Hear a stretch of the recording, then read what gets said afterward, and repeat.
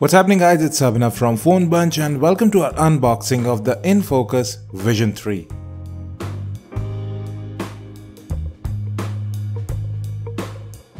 Now the Vision 3 is a budget smartphone with an 18:9 or full screen or bezel-less display, whatever you want to call it.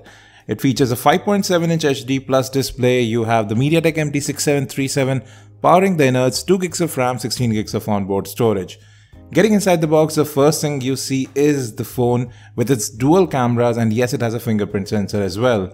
You have some quick start guide there, and you have your SIM removal tool, and you have a 1.5 amp USB wall charger. So no fast charging available over here, but still it's good to see that you are getting a 1.5 amp charger, not a 1 amp charger, and you have a micro USB data syncing and charging cable there as well. So folks, let's quickly take a look at the phone itself. The design is quite reminiscent of one other phone which I won't name, but you can always tell, okay, in the comment section. The phone actually does feel quite good to hold in hand. Let me just remove these plastic sheets from the top and bottom.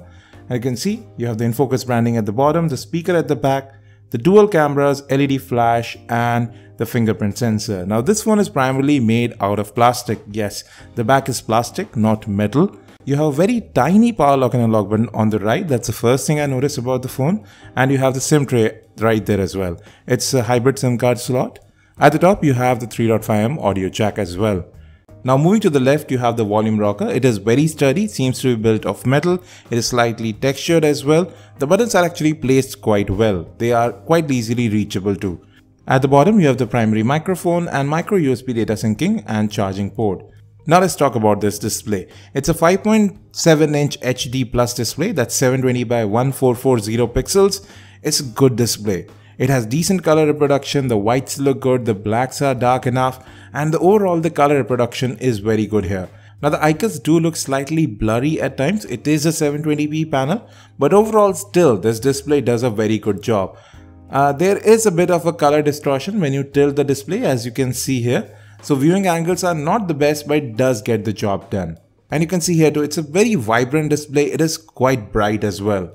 Now moving to the back, you can see the fingerprint sensor, the dual rear cameras. You have a 13 megapixel and a 5 megapixel camera combination here. And the fingerprint sensor also works quite well. You can see right there, just tap on it and it unlocks. And I haven't seen any issues with that. Now talking about those rear cameras, you have a normal lens and a wide angle lens combination similar to what LG does. The difference is that the wide angle lens doesn't have autofocus. It has exposure control but no autofocus there. You do have portrait mode available on both the front and the rear cameras.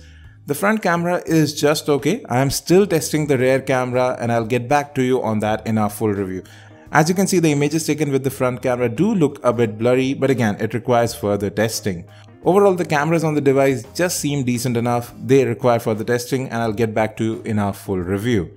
Now talking about software, this phone is running on Android 7.0 Nougat. You have the November security patch installed over here. So that is again something good to see, but we have progressed to Android 7.1, Android Oreo. But again, given that this is a budget device, we can let that pass at least for the time being.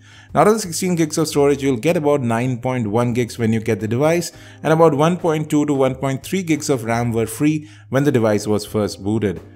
Performance, however, is really quite good, unexpectedly so. You can see apps do load up quickly. Even if you switch between apps, they are kept in memory even though this phone has just 2 gigs of RAM. That was very good to see. The animations are slick and I didn't notice any huge hiccups anywhere.